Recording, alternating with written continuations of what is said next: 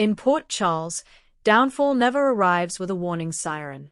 It creeps in on soft footsteps, disguised as confidence, dressed in certainty. Drew Kane had walked into the courthouse that morning believing he was untouchable. He wore that familiar calm smile, the one that said I've already won. The press gathered anyway. They always did when Drew Kane was involved. War hero, CEO, political darling, husband. And that last title, that was the one about to destroy him. Drew adjusted his tie as cameras flashed.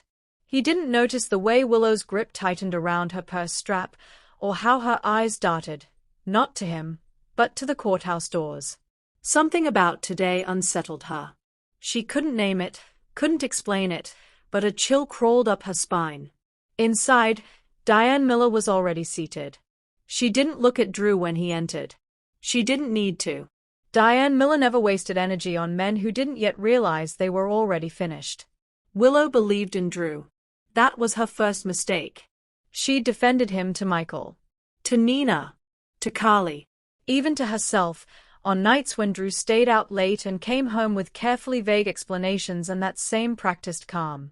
Drew had told her this hearing was nothing, just a formality tied to an old corporate dispute. He'd said the words misunderstanding and technicality and settlement. Willow trusted him because she wanted to.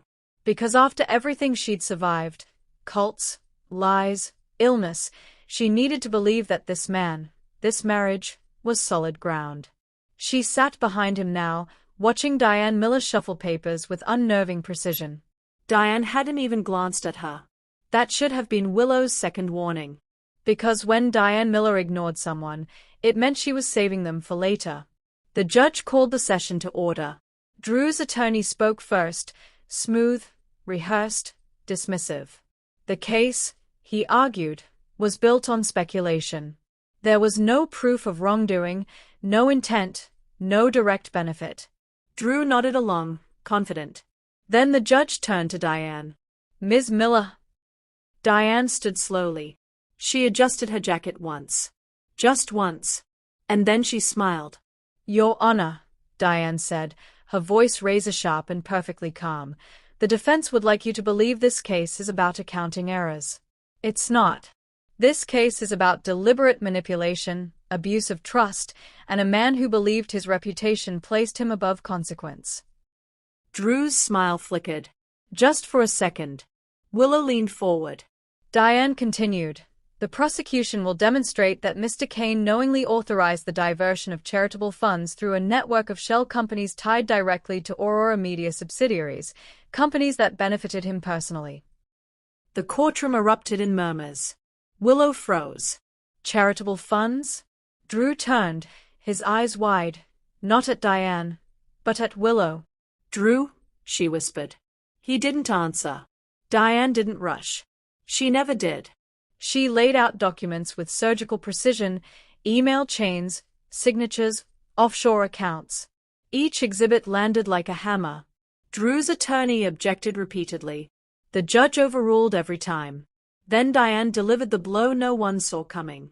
Your Honor, she said, we will also show that Mr. Kane deliberately misled his spouse, Willow Tate Kane, using her name and credibility to reinforce the illusion of legitimacy. Willow's breath caught. Her name echoed through the courtroom like a gunshot. I didn't know, Willow stammered. Diane finally turned to her. I know, Diane said softly. That hurt more than accusation ever could. Drew stood abruptly. This is a setup. The judge slammed the gavel. Mr. Kane, sit down. Drew didn't. I built everything on transparency, he insisted. Aurora. The foundation. My marriage. This is retaliation. For what? Diane interrupted, arching a brow. Your ambition. The silence that followed was brutal. Drew sat down slowly, his hands trembling for the first time. Willow stared at him, searching his face for denial, for reassurance. But all she saw was panic. And panic never lies. During recess, Willow confronted Diane in the hallway. You used me, Willow accused. Diane didn't flinch. No. He did. Willow shook her head. You could have warned me. I could have, Diane admitted. But you wouldn't have believed me. Willow opened her mouth, then closed it. Because Diane was right. Diane leaned in. You were his shield. He counted on your goodness to protect him. Tears burned Willow's eyes. Is it all true? Diane's voice softened, but not enough to lie. Every word. Back in court, Diane saved her most devastating evidence for last. A recorded conversation. Drew's voice filled the courtroom, confident, dismissive. If anything goes wrong, Willow's name keeps it clean. No one questions Willow. Willow's heart shattered. Drew lunged forward, restrained by deputies. Turn it off, he shouted. Diane didn't even look at him. She looked at Willow. And Willow finally understood. The judge's ruling was swift. Charges upheld. Bail revoked. Investigation expanded. Drew Kane was led away in handcuffs. The cameras flashed again. But this time, they weren't celebrating a hero. They were documenting a fall. Willow didn't follow him. She couldn't. Diane found Willow later, sitting alone in the chapel. You didn't deserve this, Diane said quietly. Willow laughed bitterly. I never see it coming, do I? Diane sat beside her. You see the good. That's not weakness. Willow wiped her tears. What do I do now? Diane smiled, not sharp this time. Steady. Protective. Now. Diane said. Now you survive. And then you decide who you become without him. By nightfall, Port Charles buzzed with the news.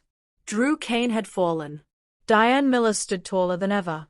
And Willow, broken, wiser, awake, realized the most dangerous betrayals weren't the ones you fight. They are the ones you never imagine needing to. And somewhere deep inside, something new took root. Not innocence, but strength.